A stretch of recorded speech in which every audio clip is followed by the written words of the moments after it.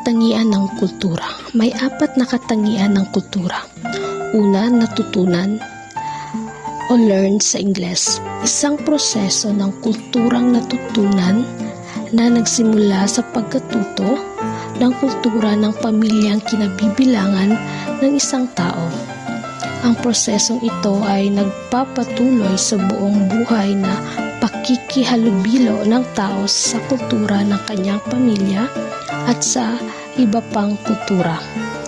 May 2 proseso ng pakikihalubilo.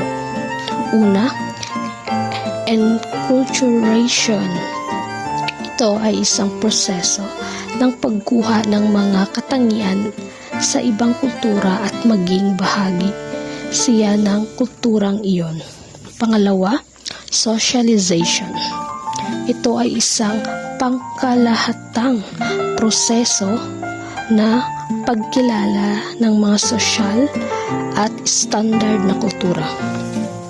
Pangalawang katangian ng kultura, ibinabahagi o shared sa Ingles. Ang binabahagi ng kultura ay nagbubuklod sa mga tao bilang pagkakakilanlan sa isang pangkat. Sa ganitong paraan ay natututo ang tao para mamuhay ng unlad at may alam para maipagpatuloy ang mahusay at liwasay na pakikisalamuha niya sa kanyang kapwa. Ang pangatlong katangian ng kultura ay ang na-adapt o adapted sa Ingles. Ang kultura ay nag-a-accommodate ng kapaligiran, nagkokondisyon sa isang tao sa likas o technological na resources. Halimbawa, ang mga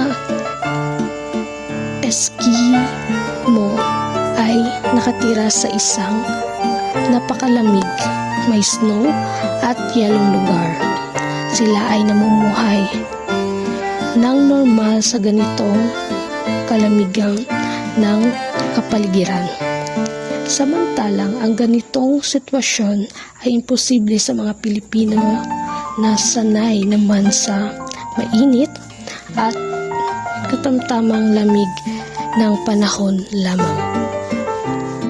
Dinamiko o dynamic. Ang kultura ay dinamikong sistema kaya patuloy itong nagbabago. Manifestasyon ng kultura. Value. Ito ay tumutukoy kung ano ang karapat-dapat na kabubuting kaugaliin. Ito ay naiimpluwensyahan ng prestige, kapangyarihan, status, garbo, katapatan sa pamilya, pag-ibig sa bayan, paniniwalang pangrelihiyon at karangalan. Di-verbal na komunikasyon. Ang kahulugan ng aksyon at ekspresyon ay naglalarawan ng konsepto ng kultura.